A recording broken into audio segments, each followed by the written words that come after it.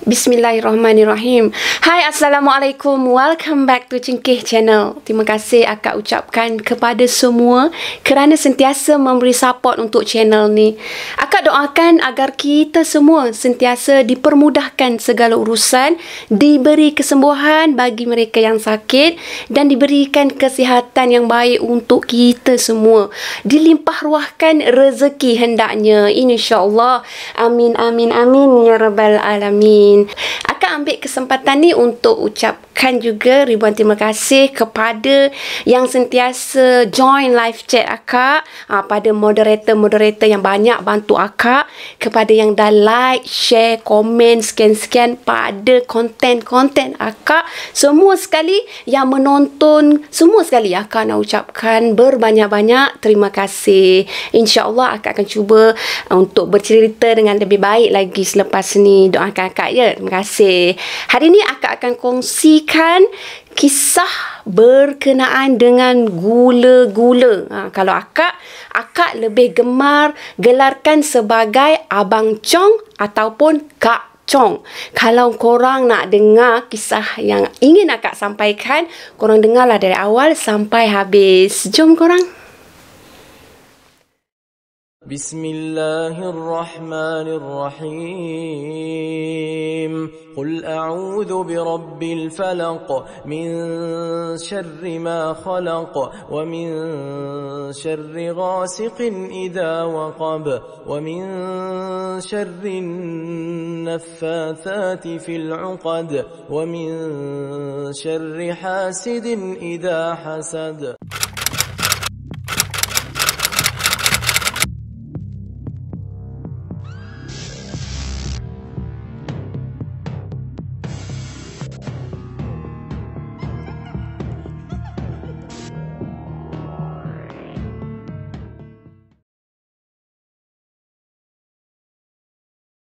Untuk kisah yang pertama ni, akak petik dari karya Saidi Nur Azam. Untuk pengetahuan korang, Saidi Nur Azam merupakan seorang novelis kisah-kisah seram. Jadi akak ucapkan terima kasih kepada Saidi Nur Azam kerana pernah memberi keizinan untuk pihak kami menceritakan balik kisah-kisah daripada beliau. Hari ni akak akan kongsikan kisah mengenai Abang Chong naik basikal. Kalau korang nak tahu tang mana seramnya Abang Chong naik basikal, jom layan cerita dari akak.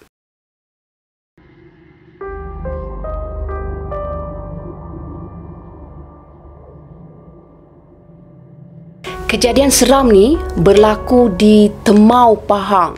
Sekitar lewat tahun 1950-an. Masa tu mak kepada Saidi ni dia masih muda remaja lagi, masih cantik.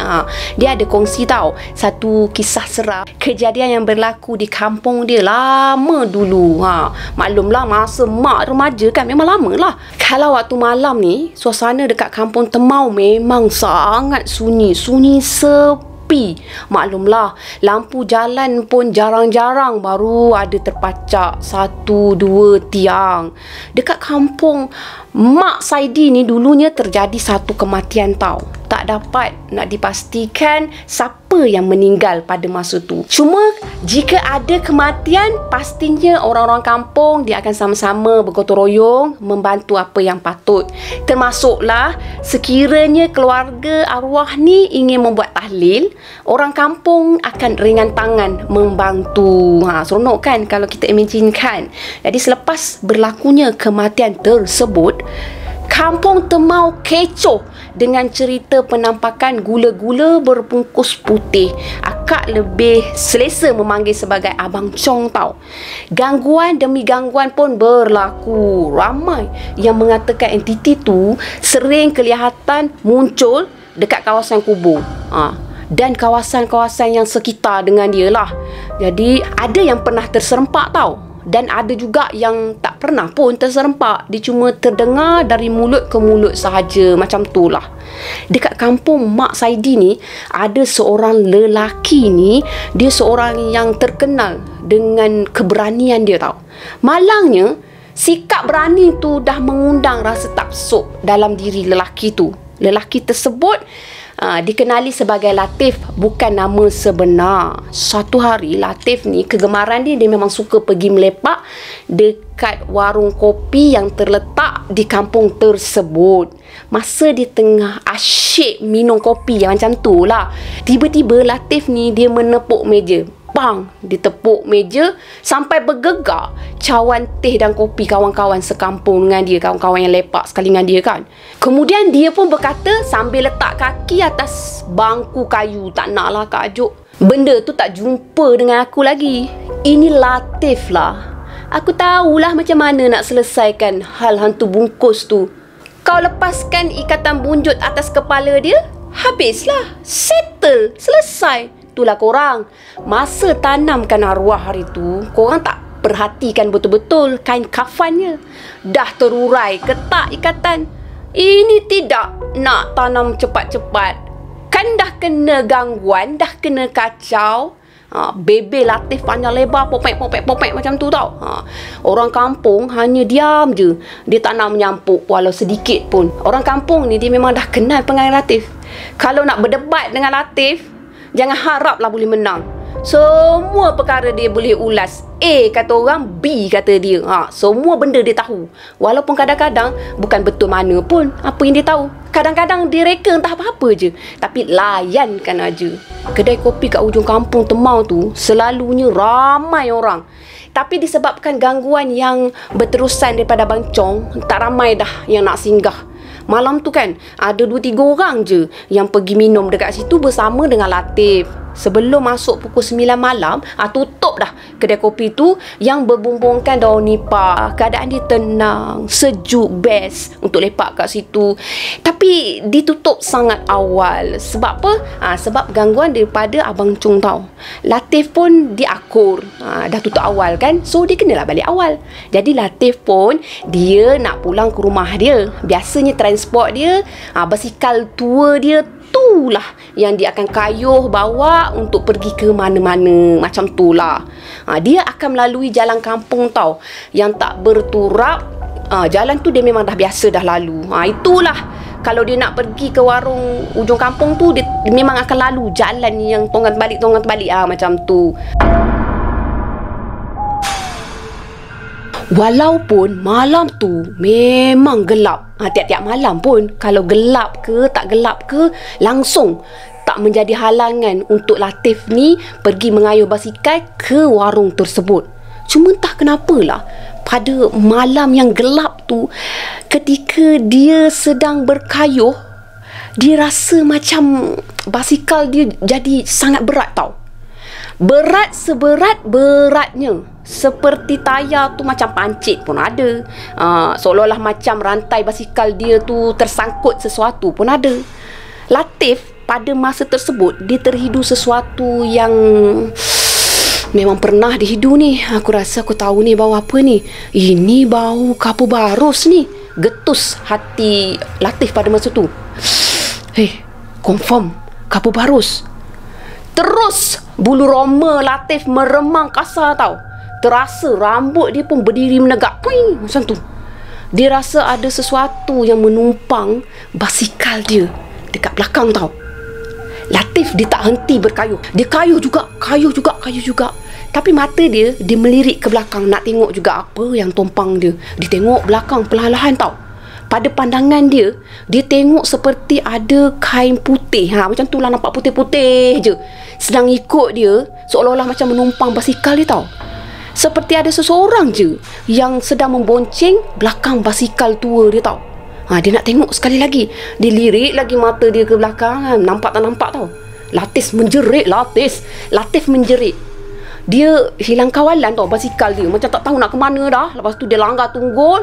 Lepas tu dia dengan basikal dia semua tersembam. Push kat situ. Cepat-cepat dia toleh kat belakang. Lepas tu dia tengok kain putih yang dia nampak tadi dah tak ada dah. Dah tak nampak dah. Lepas tu dia toleh lagi ke satu arah tau. Arah dari mana dia datang tadi. Dia nampak kat situ ada seseorang yang sedang berdiri tegak. Dia pun tengoklah lama-lama ke arah seseorang tu. Dia mengamati lama-lama sebelum hati dia menjerit minta agar dia segera angkat kaki. Cepatlah kau angkat kaki. Macam tu lah. Bangunlah cepatlah. Nak lari kan. Apa yang dia pandang pada masa tu bukan orang tau. Bukan seseorang, 2 orang, 3 orang dah.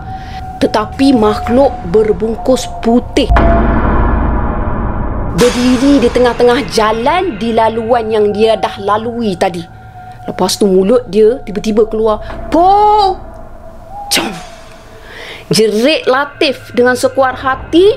Lepas tu tanpa berfikir panjang, dia pun angkat basikal dia. Gagah dia angkat basikal dia. Lepas tu dia pun kayuh basikal dia sepantas mungkin. Dia tak nak lama-lama stay kat situ. Dia tahu dia nak lari cepat. Dia tak nak diikuti, dihantui oleh hantu bungkus tau. Latif dia tak toleh dah ke belakang. Dia tak nak tengok belakang dah. Dia terus kayuh dan kayuh dan kayuh. Tapi anak telinga dia ni macam mendengar seperti ada sebatang kayu balak sedang bergolek dari arah belakang. Gitu. Golek. Sampai ke depan. Mana mungkin ada kayu balak bergolek-golek? Datang dari mana kayu balak ni? Tengah-tengah kampung ni. Mana ada pembalakan kat kampung ni? Dia macam hairan lah. Latif dia rasa hairan. Dalam kalut dia duduk kayuh dengan hairan tu, dia sempat toleh belakang tau. Latif terkejut bukan kepalang. Memang terkejut. Kayu balak yang disangkanya bergolek sebenarnya bukan kayu balak. Ianya lebih seram bila kayu balak tu sebenarnya Abang Chong.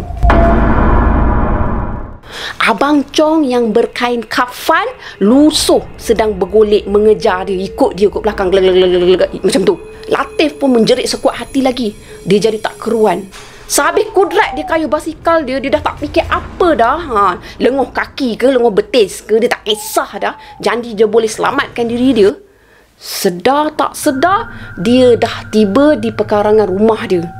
Bunyi benda bergolek tadi yang kejar dia tu dah tak kedengaran tau. Mengah dia masa tu. Memang mengah amat. Tak usah cakap lah. Inilah kali pertama dalam hidup dia terserempak dengan Abang Chong. Dan inilah kali pertama dia tengok Abang Chong tu bergolek seperti kayu balak sedang mengejar dia tau. Ingat kan memang dah banyak kali lalui. Sebab sembang kari dia tu macam seolah-olah dia dah biasa dah nampak kan. Keesokan harinya Latif demam. Tak kebah-kebah demam dia. Berminggu-minggu dia demam. Maka kecoh lah orang kampung. Latif dikejar Abang Chong. Latif dia bagi tahu pada orang kampung, aku ingat benda tu melompat aja. Tak sangka benda tu boleh bergolek laju. Aku menyesal cabar benda tu. Memang aku menyesal. Aku nasihat korang janganlah cabar pada benda macam tu tau. Itulah cerita yang diceritakan oleh Mak Saidi. Lebih 3 kali tau Mak Saidi ni dia cerita dengan plot yang sama, jalan cerita yang sama. Kata dia, kecoh jugalah kampung Temau pada waktu tu. Mau tak kecoh? Kalau kena kat kita, confirm kecoh. Bukan satu kampung dah, satu pekan kecoh tau. Untuk pengetahuan korang, Abang Chong ni bukan sahaja boleh berdiri tegak, boleh melompat, berguling, bergolek. Tapi Abang Chong ni, dia boleh gaib, dia boleh muncul dari satu tempat ke satu tempat. Macam itulah. Itulah kelebihan iblis syaitan yang digunakan untuk menyesatkan kita umat Islam. Setakat itu saja cerita yang pertama. Jom kita masuk kepada cerita yang kedua.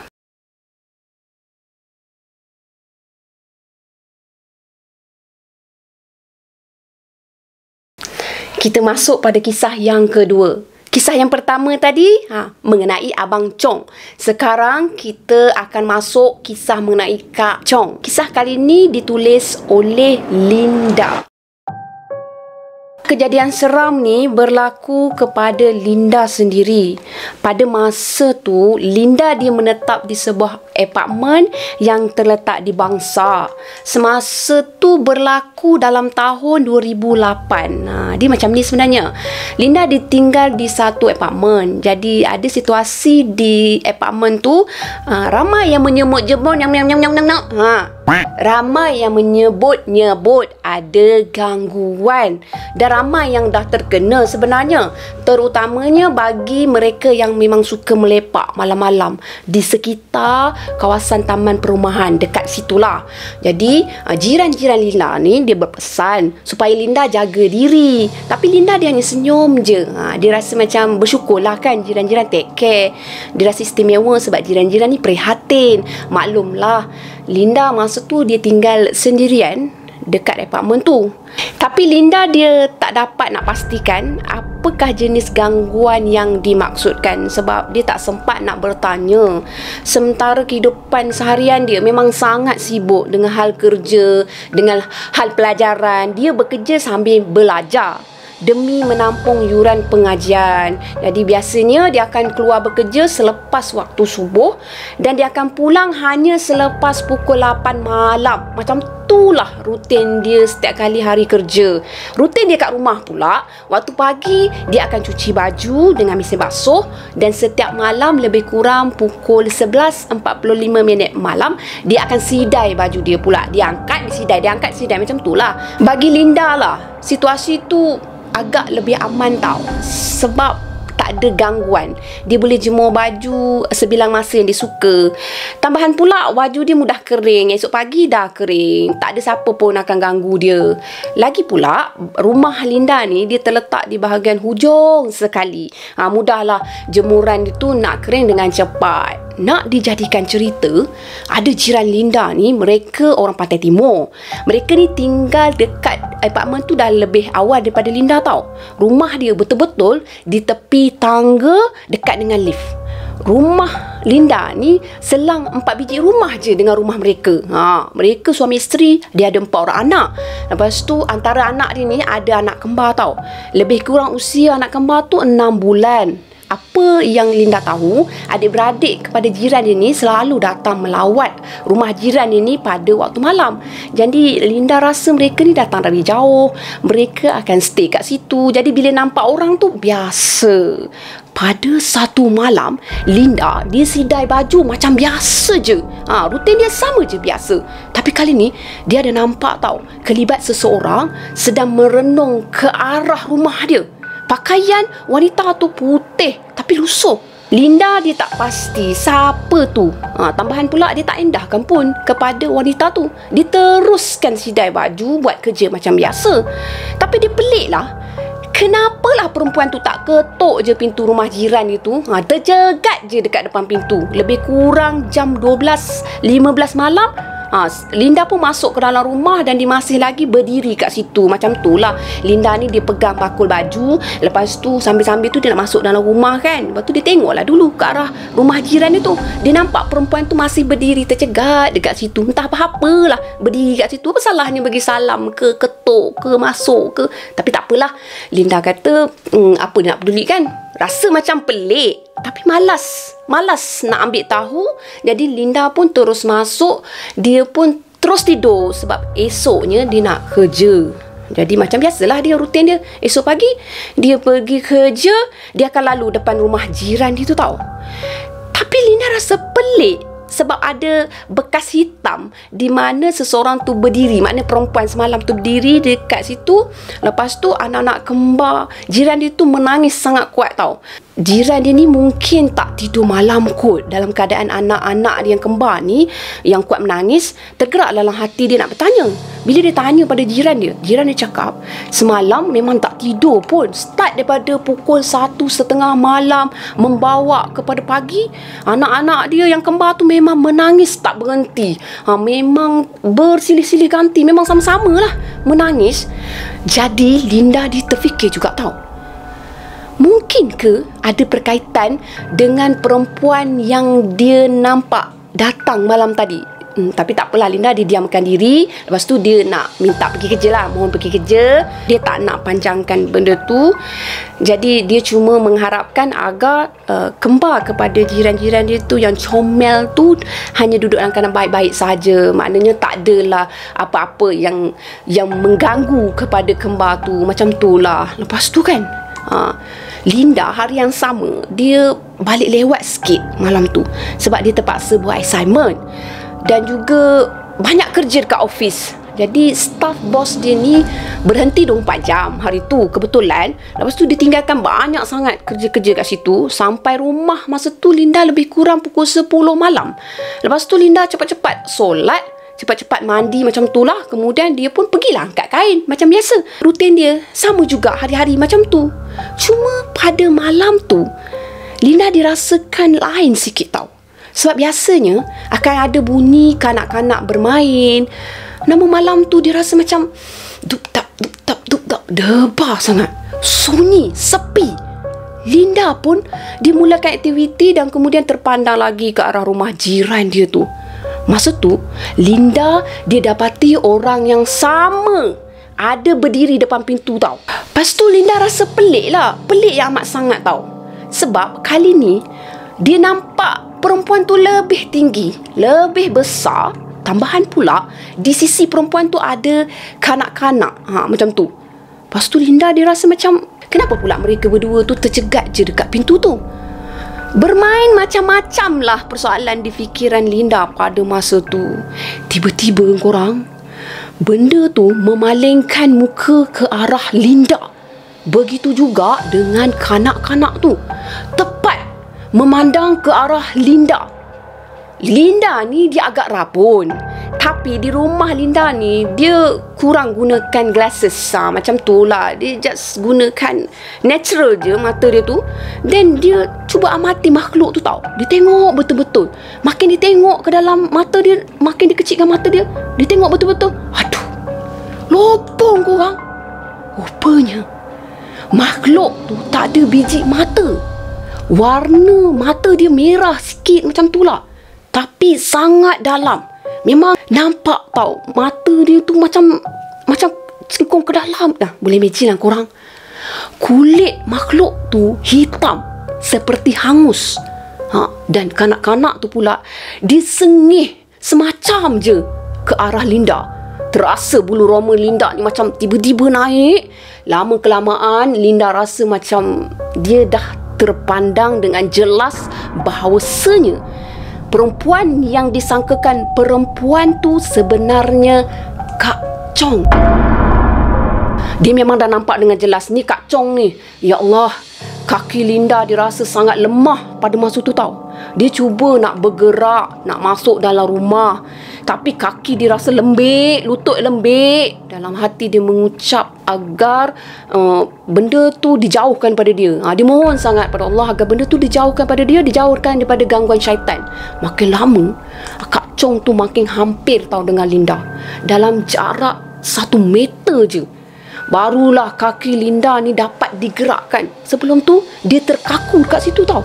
Kemudian Linda ni dia cuba merangkak terus masuk ke dalam rumah. Dia cuba tinggalkan jemuran dia berterabur atas lantai. Lantak lah kau nak berterabur ke apa semua ke. Yang penting aku nak tendang pintu kuat-kuat. Dia tendang pintu kuat-kuat. Lepas tu dia masuk dalam.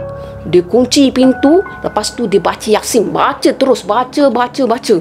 Dengan keadaan terketa-keta, dia call tau kawan baik dia yang dikenali sebagai As macam tu. Lepas tu dia bagi tahu lah pada As dekat luar tu ada Kak Chong tau. Masa tu dia memang tak dengar pun As ni bagi respon melalui panggilan dia tau. Dia cuma cakap tolong As, tolong. Dekat luar ada Kak Chong macam tu lah. Yang peliknya si As ni dia boleh mengilai pula. Dalam panggilan telefon tu keluar suara perempuan mengilai korang.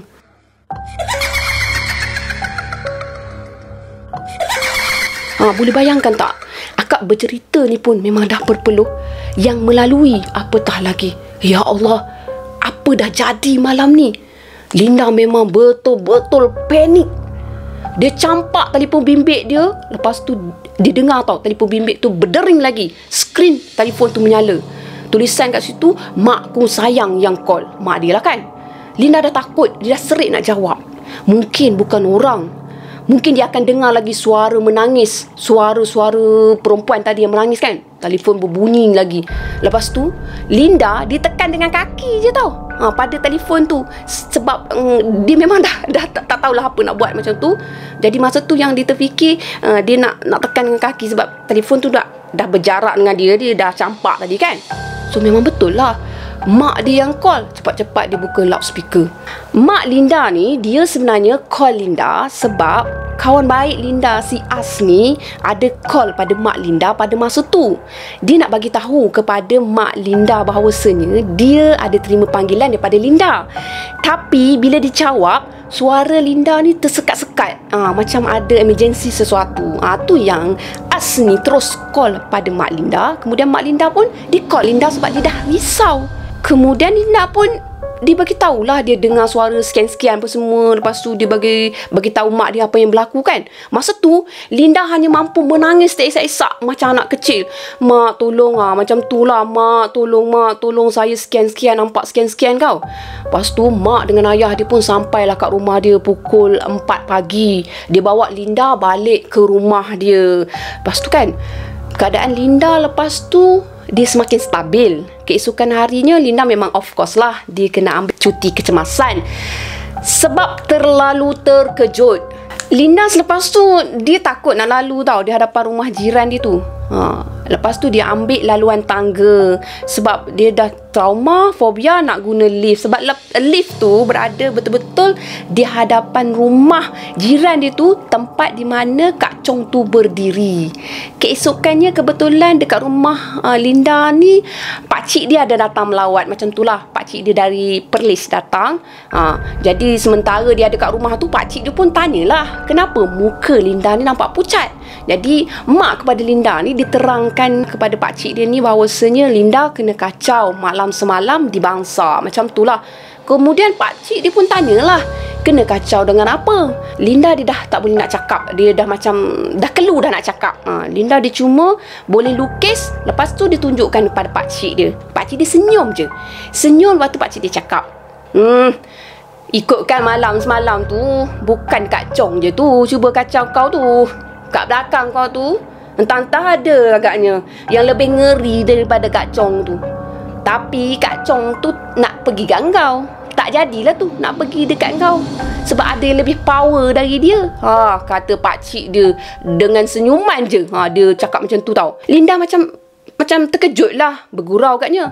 Tapi yang bagusnya semangat kau tu kuat. Dia pun susah nak tembus. Kau boleh lagi fikir nak masuk dalam rumah. Tak adalah pula kau pingsan kat situ. Memang cukup baik lah tu, kata pakcik dia lagi sambil ketawa pula. Mak dan ayah si Linda ni pun dia diamkan je. Aduh, rasa nak tercabut jantung ni pakcik. Pakcik patutnya kena faham macam tu lah. Kemudian pakcik dia pun nasihatlah, Linda ni kena banyakkan solat sunat, kena rajin istighfar. Keadaannya tu macam seolah-olah ada orang nak hantar benda tak elok tu. Tapi yelah, dengan kuasa Allah, alhamdulillah kamu tu boleh melindungi diri kamu sebab kamu tu kuat. Pada pakcik lah, kamu tu kuat. Teruskanlah kuatkan diri kamu dengan pendinding-pendinding. Macam tu lah, rajin solat, rajin baca Al-Quran, rajin istighfar, rajin zikir. InsyaAllah perkara-perkara macam tu tak boleh nak mengganggu kamu. Macam tu lah nasihat daripada pakcik Linda. Jadi kejadian dan gangguan ni dia berterusan sehingga membawa kepada tahun 2012. Itulah dia antara pengalaman seram yang dilalui oleh Linda sendiri. Sekian dulu 2 kisah seram yang akak kongsikan kepada korang semua. Apa yang baik sama-sama kita ambil jadikan sebagai tauladan, dan apa yang buruk sama-sama kita ambil jadikan sebagai sempadan. Nasihat daripada akak untuk diri akak sendiri dan untuk semua, jangan sesekali kita bercakap besar atau mencabar kepada sesuatu yang di luar jangkaan kita, kerana perkara tersebut mungkin akan menduga kita selepas itu. Macam tu lah. Untuk diri kita semua juga sama-samalah kita tingkatkan iman dan ketakwaan supaya ia menjadi pendinding kepada diri kita daripada hasutan iblis dan syaitan. Terima kasih korang kerana stay sampai habis, dengar sampai habis. Bye. Assalamualaikum. Bye. Jangan lupa subscribe.